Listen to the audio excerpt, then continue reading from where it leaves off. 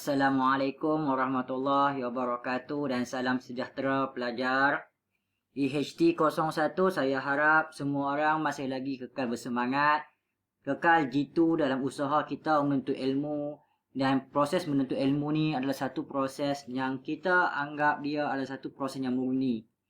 Baik pelajar, pada pelajaran yang lepas melalui video kita yang terdahulu, kita ada banyak bercakap tentang proses mitosis. Proses mitosis itu kita boleh anggapkan dia adalah satu proses sebagai proses nuclear division, pembahagian nukleus, di mana they are produce the identical number of chromosome. Jadi dua perkara yang saya harap kamu faham dalam mitosis. Yang pertama dia adalah sejenis nuclear division, pembahagian pada nukleus, dan they are generate identical number of chromosome. So how about meiosis pelajar? Meiosis ini adalah satu proses cell division yang berbalik kepada persoalan kepada mitosis tadi. Sekiranya mitosis itu produce identical number of chromosome, meiosis pula adalah nuclear division that reduce number of chromosome set from diploid to haploid. Iaitu dia reduce half the number of chromosome. Daripada 2n menjadi n. Daripada diploid kepada haploid. Mitosis adalah satu proses yang berlaku pada somatic cell. Saya suka bercakap benda ni dengan perbandingan. Mitosis adalah satu nuclear division yang berlaku pada somatic cell. Manakala meiosis pula adalah nuclear division that occur in the germ cell in gonad. Highlight perkataan germ cell in gonad for animal. Manakala bagi meiosis pada plant cell, they are occur in the cell that we call as sporocyte.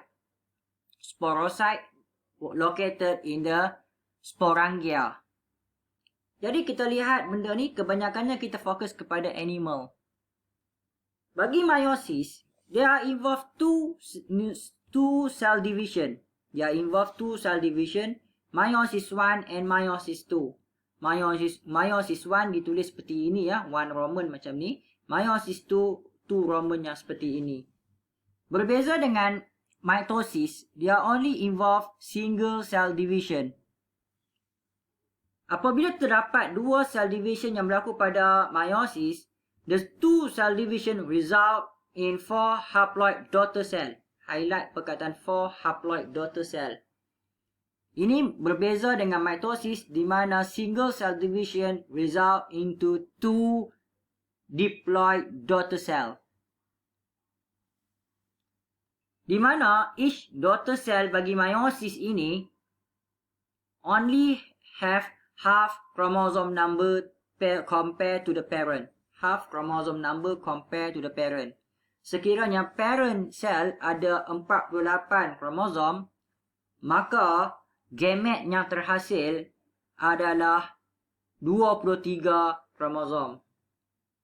Jadi untuk meiosis ini, they are very important for the production of reproductive cell gamet. Jadi apakah produk dia? Produk dia adalah reproductive cell gamet. Di mana kalau kita perhatikan germ cellnya ada pada testis akan menghasilkan sperm untuk animal, manakala germ cellnya ada pada ovari akan menghasilkan ovum juga untuk female animal. So, sperm dan ovum tu adalah gamet. Bagi plant pula, sporocyte yang ada pada sporangia akan menghasilkan pollen grain bagi male plant, manakala sporocyte yang ada pada sporangia bagi female plant akan menghasilkan egg. Jadi itu pollen grain dan juga egg adalah gamet bagi struktur yang kita panggil sebagai plant reproductive system.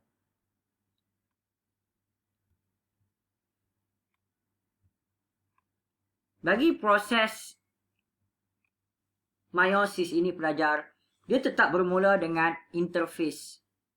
Semasa interface, keadaan kromosom ini akan duplicated. Seperti mana kita belajar dulu, kromosom juga akan duplicated menghasilkan 2 sister chromatids. Keadaan kromosom seperti ini kita panggil dia sebagai homologous kromosom. Kita dah mula guna satu term penting iaitu homologous kromosom. Pair of homologous kromosom akan dilabel seperti ini. Kromosom number 1, kromosom number 2. Kromosom number 1 dan kromosom number 2 ini adalah pair of homologous kromosom apabila dia mempunyai same length, same position of centromere, same locus of gene dan same staining pattern. Jadi saya harap kamu dapat ingat 3 perkara penting tentang homologous kromosom. The pair of homologous chromosome is a pair that have same length, sama ya, size dia ni, ketinggian dia. Same position of centromere, kedudukan centromere dia adalah sama. Same locus of gene, kedudukan gene juga adalah sama. So ini adalah pair of homologous chromosome. Perkataan pair of homologous chromosome tidak kita bincangkan semasa mitosis. Selepas berlakunya meiosis 1, kamu akan dapati bahawa a pair of homologous chromosome ni akan separate. Okay. Satu kromosom akan pergi kepada satu sel, manakala pasangan homologous chromosome tadi akan pergi kepada sel yang kedua. So meiosis 1 akan menghasilkan 2 daughter cell. 1, 2. Setiap daughter cell ini mempunyai sister chromatid. Tahu tak label sister chromatid? Tarik ini, tarik ini. So 2 sister chromatid ini bercantum pada centromere. Kemudian pelajar dapat lihat bagaimana berlakunya meiosis 2. Meiosis 2 ni akan menyebabkan sister chromatid pula akan separate. This is a sister chromatid. Sister chromatid ini akan separate. One chromatid going to this cell. Another chromatid akan pergi ke sini. So meiosis 2 resemble mitosis. Keadaan sama hampir macam mitosis. Begitu juga kepada pasangan kromosom yang kedua ini. One chromatid separate over here. Another chromatid going to another cell. So, sister chromatid separate.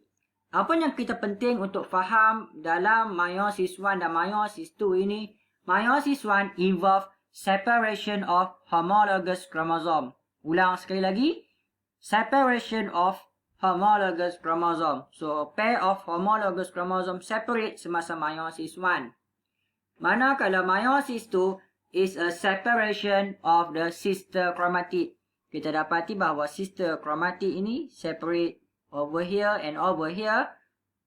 Going also same to this particular sister chromatid. This sister chromatid also separate. One chromatid over here and one chromosome over here. So meiosis 2 seakan-akan sama macam mitosis that involve separation of sister chromatid semasa anaphase.